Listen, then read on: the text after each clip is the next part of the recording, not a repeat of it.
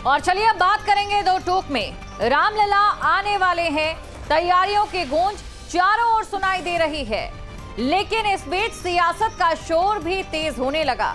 जहां कल तक विपक्षी नेता राम मंदिर को लेकर बयानबाजी कर रहे थे, वहीं आज विपक्ष के सुर बदले बदले से नजर आ रहे हैं। दरअसल जहां कांग्रेस नेता प्राण प्रतिष्ठा कार्यक्रम में जाने के लिए उत्सुक नजर आ रहे हैं, दरअसल कार्यक्रम को लेकर हिमाचल प्रदेश के लोक निर्माण मंत्री विक्रमादित्य सिंह ने कहा कि हिमाचल में कुछ ही लोगों को निमंत्रण का सौभाग्य मिला है।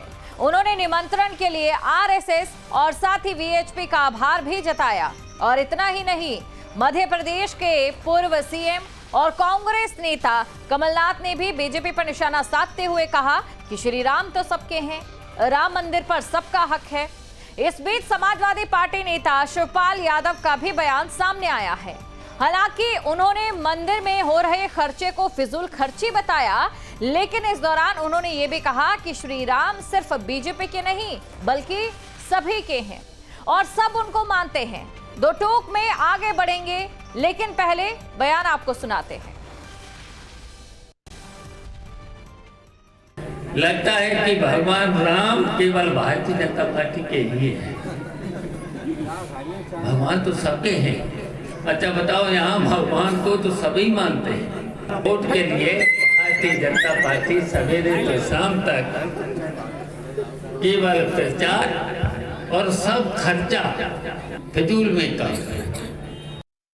राम मंदिर सबका है, तो सवाल खड़े करने का और कोई इसमें कहे कि श्रेय लेना चाहे। राम मंदिर सुप्रीम कोर्ट की जजमेंट के बाद इसकी शुरुआत हुई। भाजपा की सरकार थी तो उनकी जिम्मेदारी थी बनाना। राम मंदिर का पट्टा तो भाजपा के पास नहीं है ना, ये तो पूरे देश का है। और 22 तारीख को जिस दिन माननीय प्रधानमंत्री जी अयोध्या में होंगे, उस दिन का निमंत्रण हमें दिया गया है।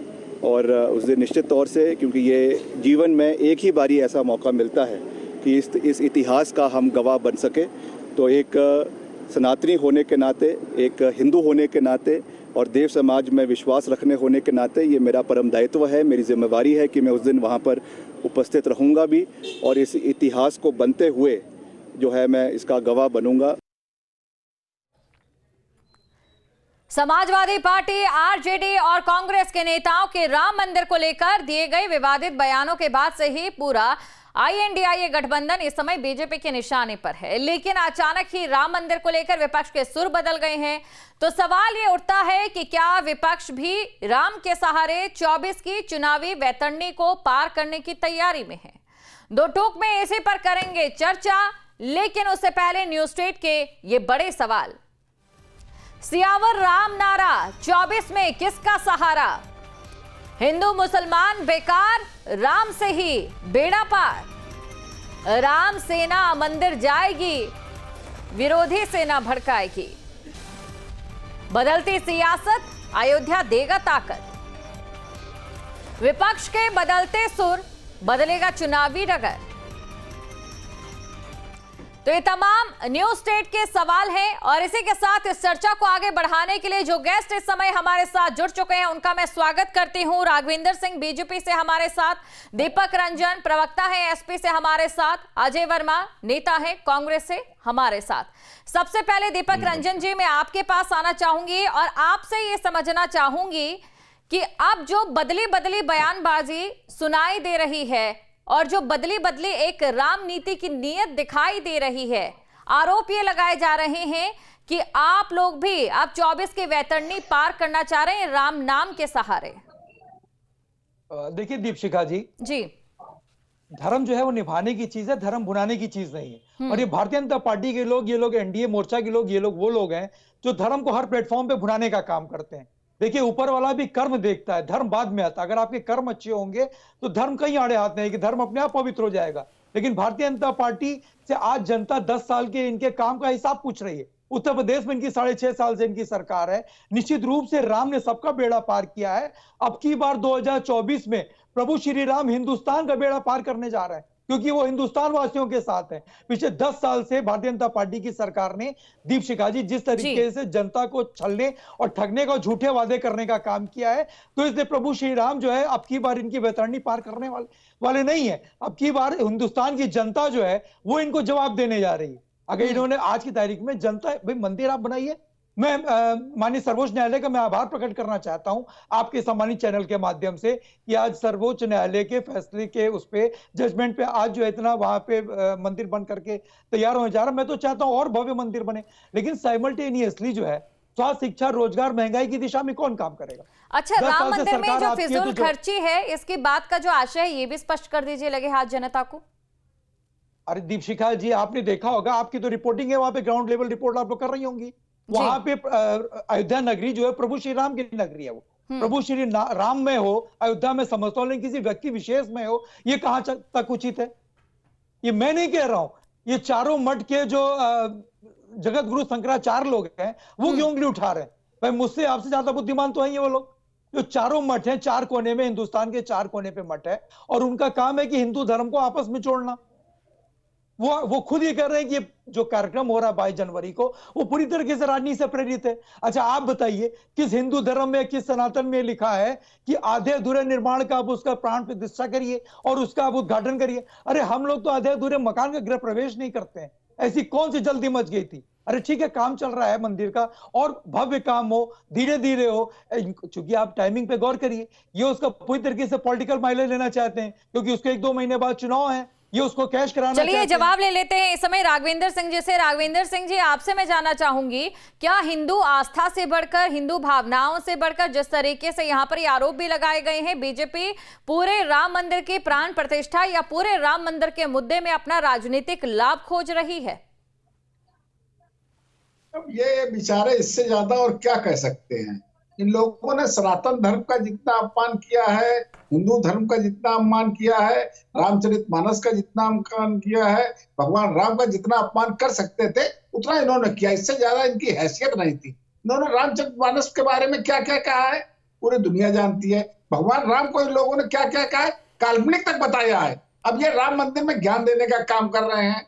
भारतीय जनता पार्टी जो है अयोध्या में भगवान श्री राम के मंदिर के पक्षधर शुरू तो नहीं है।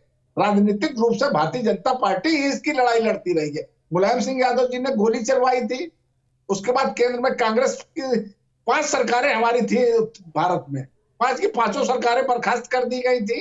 उसके बाद जो दिग्विजय सिंह जी क्या कहते हैं, दिग्विजय सिंह जी कहते हैं राम मंदिर हिंदू मुस्लिम में विमर्शता पैदा करेगा। सेवा दल के प्रवक्ता कांग्रेस के क्या कहते हैं, हम तो वहां पर पेशाब करने तक नहीं जाएंगे। जो बोलने में मुझे हिचक का अनुभव हो रहा है।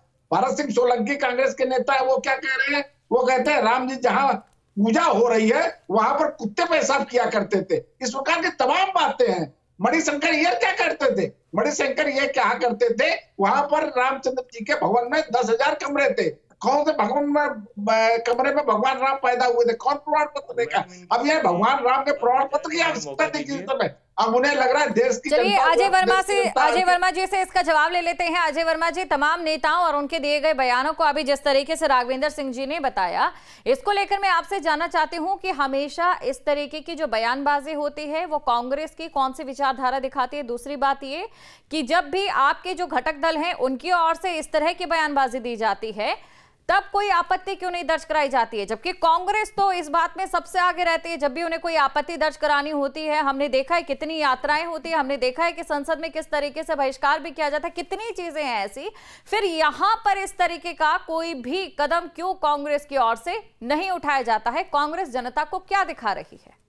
मैडम दीपशिखा जी, अभी मैं तो भाजपा के प्रवक्ता को बड़ा ज्ञानी समझ रहा था, लेकिन वही सड़ी गली पुरानी रटी रसाई कैसेट जो इनके यहाँ रिजेक्ट भी हो चुकी है उसी को लेके बैठ जाते हैं, उसी का रिकॉर्ड ऑन कर देते हैं फिर बंद कर देते हैं।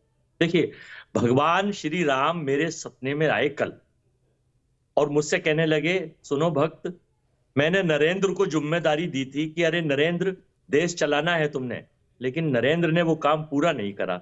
सबसे पहली गलती नरेंद्र ने ये करी कि आधे अधूरे मंदिर का वो निर्माण करा के उसका उद्घाटन कर रहा है, जो मुझे बिल्कुल पसंद नहीं है। आपको योग्य समझ रहा था। आप अरे भाई सुन लो, बीच में नहीं बोला था दीपशिखा जी, मैंने बीच में नहीं बोला था। नहीं, मैं तो बीच में बोलूंगा। राघवेंद्र जी बोलने दीजिए एक बार। ये डिबेट का बीच में बोलना पड़ेगा आपका। आप ये बताइए जिस बात का जवाब पूछा गया था बोलिए अजय जी, शब्दों का चयन सही तरीके से करके बोलिए अजय जी। राघवेंद्र जी आप थोड़ा शांत रहिए, जवाब ले लेते हैं अजय जी से, उनके भाव समझ लेते हैं। दूसरा बोले भगवान श्री राम।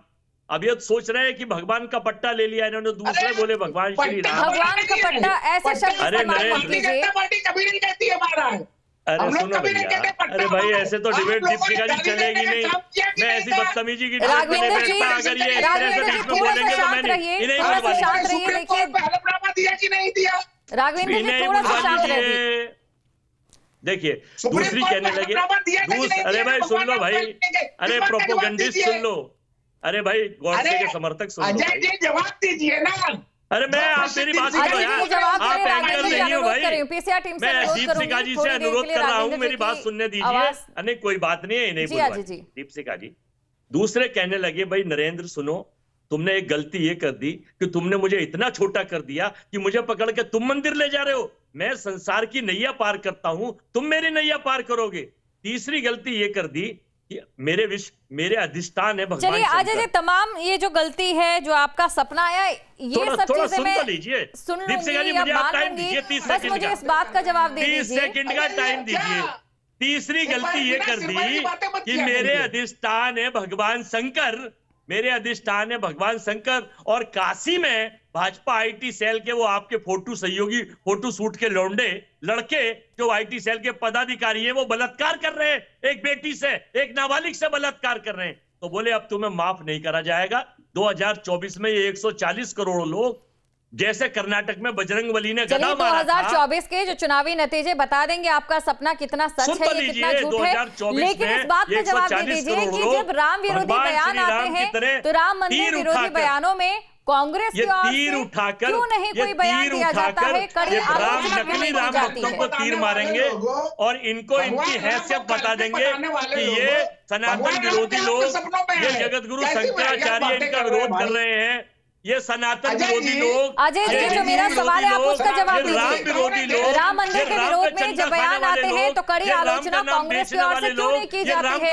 आपके ही आईएनडीआई के ही घटक दल की ओर से लगातार ऐसी बयानबाजी हो रही है।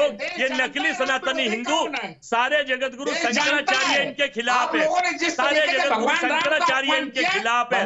उन्होंने कहा है कि ये देश को बर्बाद करने की जो नीयत चल रही है और केवल भगवान को पॉलिटिसाइज करने का काम कर रहे हैं, केवल भगवान को पॉलिटिसाइज करने का काम कर रहे हैं। यही सवाल मैं आपसे पूछना चाहूंगा, आप मुझे इसका जवाब दीजिए। लोगों को रोजगार नहीं मिल रहा है। बिहार में कितने नेताओं ने राम विरोधी, राम मंदिर विरोधी जो बयान दिए हैं उसको लेकर कोई कड़ी प्रतिक्रिया नहीं आती है, जबकि अगर बात बेरोजगारी की होती या दूसरे मुद्दों की आती तो हम भी जानते हैं किस तरीके से विपक्षी पार्टियों की ओर से अपना विरोध दर्ज कराया जाता है। आपको पता है रावण की नाभि में दीपशिखा जी, मैं अपने बड़े भाई राघवेंद्र भाई से पूछना चाहता हूँ, ये तो मनुष्य है, इंसान है।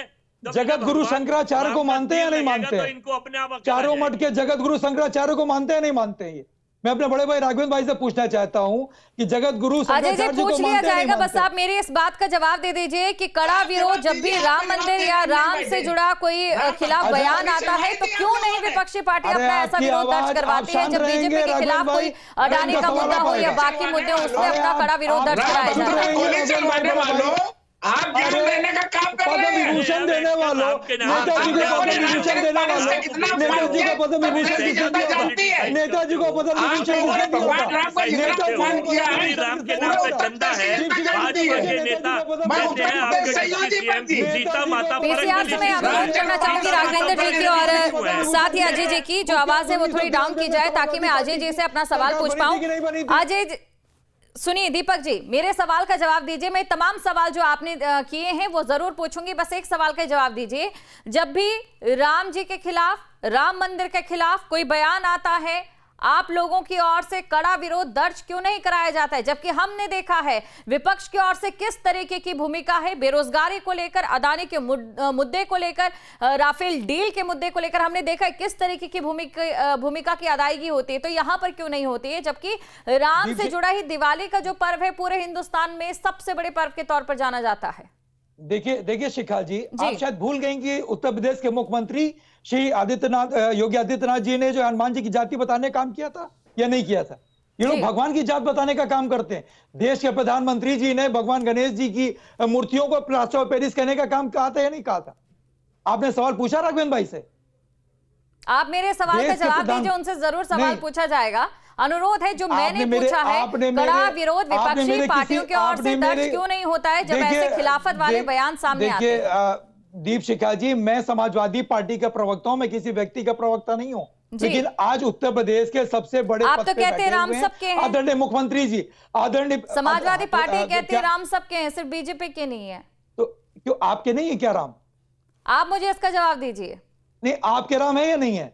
आप मुझे इसका जवाब दीजिए जो आपसे पूछा। आप जो मैंने आपसे पूछा आप उसका जवाब दीजिए ना। राम आपके मैं प्रोफेशनली आपसे बात कर रही हूँ, प्रोफेशनली आप मुझसे बात कीजिए। मैं भी प्रोफेशनली आपसे पूछ रहा हूँ कि राम आपके हैं या नहीं है? प्रभु श्री राम, प्रोफेशनली आप बात कीजिए। हम तो प्रभु श्री राम के साथ साथ सीता मैया भी हमारी हैं। हम तो सिया राम की पूजा करते हैं, हम तो सिया राम कहते हैं, जय सिया राम कहते हैं। जितने प्रभु श्री राम भाई राघवेंद्र भाई के हैं, अजय भाई के हैं, दीपशिखा जी के हैं, या जितने भी व्यूअर हैं देख रहे हैं, वो उतने ही हमारे हैं प्रभु श्री राम। मैंने तो इनसे पूछा कि भाई ये चारों मठ के शंकराचार्य, जगत गुरु शंकराचार्य को मानते हैं नहीं मानते? विपक्ष का ये आरोप है और हमेशा से आरोप रहा है कि राम मंदिर की प्राण प्रतिष्ठा कीजिए, लेकिन फिर चुनावी तैयारियों से उसे पृथक क्यों नहीं रखा जाता है? नहीं, बिल्कुल पृथक है। भारतीय जनता पार्टी कब कह रही है उसका राजनीतिक लाभ लेना चाहिए? अच्छा ये बताइए, इसको लेकर के इन लोगों ने जितना भारतीय जनता पार्टी को घेरा, ये बताइए अजय जी, उत्तर प्रदेश में जब ये ढांचा ढाया गया था तब एक ढांचे के साथ 4 सरकारें क्यों बर्खास्त कर दी थी? 4 राज्यों में और सरकारें थी, वहां क्यों बर्खास्त कर दी थी? हम लोगों को गाली देने का काम करते थे, हम लोगों को कहते थे मंदिर बनाए नहीं बनाएंगे, तारीख नहीं बताएंगे। गाली आप लोग हमें देते थे तो देश की जनता पार्टी देखने जा रही है। इस बात की चिंता मत करिए, हम लोगों ने जितनी गालियां आप लोगों की खाई है। आप तीनों का शुक्रिया, आप तीनों हमारे साथ जुड़े। दो टोक में आपने चर्चा में हिस्सा लिया, और आज की जो हमारी चर्चा थी वो इसलिए भी जरूरी थी क्योंकि हमारे पूरे देश में जो सबसे बड़ा पर्व मनाया जाता है वो दीपावली है, राम से संबंधित है। और उन्हीं राम के लिए अक्सर हम ऐसे बयानबाजी भी सुनते हैं, ऐसे सबूत भी देने पड़ते हैं जिनका उस धर्म के आस्था के लोगों से अगर सवाल पूछा जाए तो वाकई वो शर्मसार हो जाएंगे, उनके सर झुक जाएंगे। अब बड़ा सवाल ये भी यहाँ पर खड़ा होता है कि जो संविधान हमें वैचारिक आजादी देता है वही संविधान हमें ये भी कहता है कि हमें दूसरों के धर्मों का सम्मान करना चाहिए, तो वो धर्म और वो राम क्यों राजनीति के बीच में समाहित कर दिए जाते हैं नेताओं के जरिए? ये बड़ा सवाल यहाँ पर जरूर बनता है। दो टोक में फिलहाल के लिए इतना ही, मुझे दें इजाजत। आप बने रहे न्यूज़ स्टेट के साथ। नमस्कार।